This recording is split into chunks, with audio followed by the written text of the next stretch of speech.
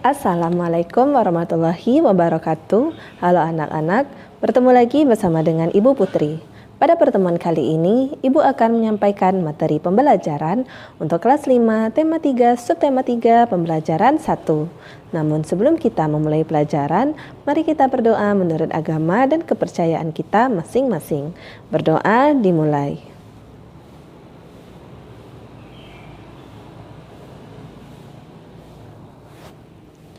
Berdoa selesai.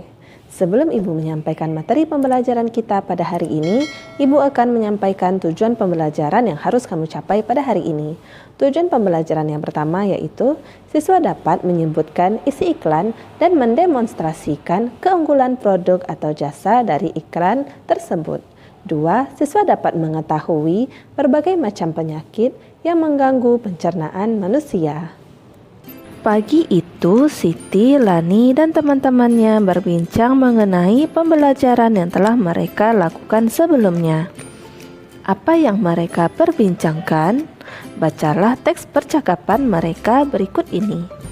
Aku jadi teringat saat penyakit mahku kambuh beberapa waktu yang lalu, kata Lani. Iya, aku juga masih ingat betapa pentingnya menjaga kesehatan pencernaan ya. Saat pencernaan kita sakit, pastinya tidak akan ada asupan makanan yang maksimal untuk tubuh kita, kata Siti. Kalau aku pernah merasakan sakit gigi.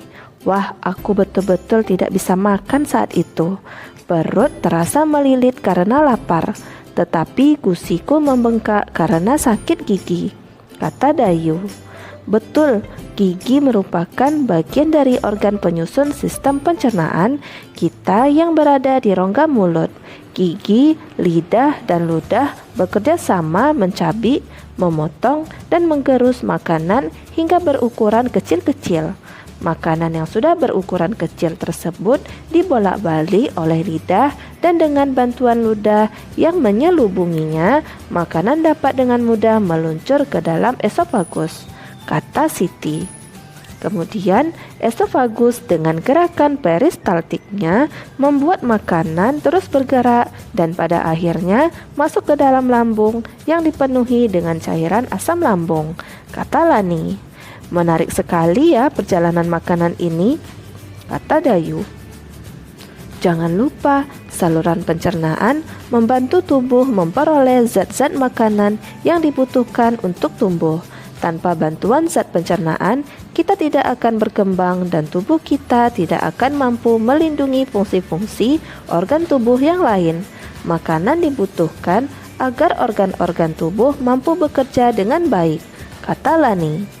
Mengingatkanku pada beberapa iklan di televisi yang mempromosikan obat yang dapat membantu mengurangi sakit mah, membantu mengatasi perut yang kembung akibat gas yang berlebih, serta mengurangi panas dalam dan sariawan, kata Siti. Berikut adalah beberapa contoh iklan di televisi yang mempromosikan tentang obat untuk mengatasi sakit pada sistem pencernaan. Obat sakit perut PSP atau pil sakit perut. Aduh, meringis sambil memegangi perutnya. Makan yang tidak benar membuat perut jadi tidak enak. Tidak bawa PSP ya? Tersenyum sambil memegang obat PSP. Untuk gangguan perut karena bakteri, makanan pedas, asam, dan gas segera atasi dengan minum PSP dalam satu saset pil-pil kecil alami, atasi penyebab sakit perut hingga ke pelosok. Minta obatnya? Minta, beli sambil tertawa. Perut tidak enak, pilih yang benar PSP. Isi dari iklan tersebut, iklan mengenai produk obat sakit perut yang bentuknya kecil alami dan bermanfaat dalam mengatasi penyebab sakit perut. Keunggulan yang terdapat dalam produk iklan tersebut yaitu iklan di atas memiliki keunggulan pilnya bentuknya kecil alami dan mengatasi penyebab sakit perut. Jika saya mendapatkan kesempatan membuat iklan obat untuk mengatasi sakit pada sistem pencernaan, obat yang akan saya iklankan yaitu obat diare. Kelebihan dari obat yang saya miliki bila dibandingkan dengan yang lain yaitu obat ini berperan aktif dalam memperkuat dinding lambung dan usus kecil berkat kandungan agen sitoprotektifnya. Apa yang membuat sebuah iklan di media elektronik tersebut menarik untuk ditonton? Dari segi penggunaan bahasa, menyertakan informasi detail produk. Manakah yang membuat iklan di atas menarik jika dilihat dari bentuk percakapannya? Detail produknya, karena iklan di atas menjelaskan kelebihan dari obat tersebut. Bacalah percakapan Edo dan Benny di bawah ini.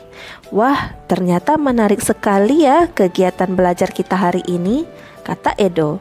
Iya Do, sedari tadi aku memperhatikan betapa asiknya kamu mengerjakan semua tugas. Kamu sampai lupa makan siang ya?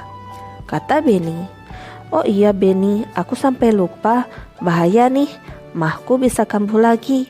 Padahal setelah ini kita akan belajar sistem pencernaan. Aku perlu energi agar dapat konsentrasi pada pelajaran berikutnya, kata Edo. Betul sekali Do, tubuh memerlukan energi yang didapat dari makanan yang kita konsumsi dan dicerna oleh sistem pencernaan tentunya. Ayo Do, kamu makan siang dulu, kata Benny. Baiklah, terima kasih ya Ben, sudah mengingatkan, kata Edo. Benar sekali, apa yang dikatakan Edo, salah satu ciri makhluk hidup adalah memerlukan makanan. Makanan yang telah dimakan akan diuraikan dalam sistem pencernaan menjadi sumber energi, komponen penyusun sel dan jaringan dan nutrisi yang dibutuhkan oleh tubuh. Salah satu sistem kompleks dalam tubuh adalah sistem pencernaan. Nah, apa sajakah bagian-bagian dari sistem pencernaan pada manusia? Masih ingatkah kamu pembelajaran mengenai organ-organ dalam sistem pencernaan manusia? Selanjutnya, ayo berkreasi. Buatlah diagram sistem pencernaan berikut nama dan fungsi tiap-tiap organ di dalamnya. Bacalah dan ikutilah langkah pengerjaan pada berikut ini. Yang pertama, buatlah daftar organ-organ yang termasuk di dalam sistem pencernaan manusia. 2. Menggambar organ-organ tersebut dan berilah warna dan gunting dengan rapi. 3. Urutkan dan tempel organ-organ tersebut pada diagram tubuh manusia yang kamu buat. 4.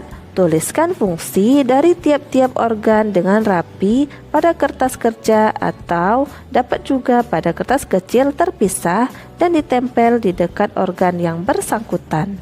Usahakan membuat diagram sistem pencernaan dengan rapi dan semenarik mungkin. Kita akan menggunakan kembali pada pembelajaran berikutnya. Berikut adalah contoh organ pencernaan dan fungsi tiap-tiap organ di dalamnya. 1. Mulut. Fungsi utama verbal ialah menghancurkan, merasakan sehingga ukurannya menjadi kecil. 2. Fungsi kerongkongan. Fungsi utama kerongkongan ialah memindahkan makanan ke dalam lambung dengan gerakan peristaltik. 3. Lambung. Fungsi utama lambung ialah untuk memecah masakan dan mencampur dengan enzim dan asam. 4. Usus halus. Fungsi utama usus halus ialah menyerap sebagian besar nutrisi dalam makanan. 5. Usus besar. Fungsi utama usus besar ialah peresapan air dan pembentukan feses. 6. Anus. Fungsi utama anus ialah pengeluaran sisa-sisa makanan yang sudah tidak diharapkan oleh badan melalui organ anus. Demikianlah materi yang dapat Ibu sampaikan pada hari ini. Semoga apa yang telah Ibu sampaikan pada hari ini dapat bermanfaat untuk dirimu dan menambah ilmu pengetahuanmu. Jika dalam penyampaian materi ada tutur kata Ibu yang kurang berkenan, Ibu mohon maaf. Akhir kata, wassalamualaikum warahmatullahi wabarakatuh.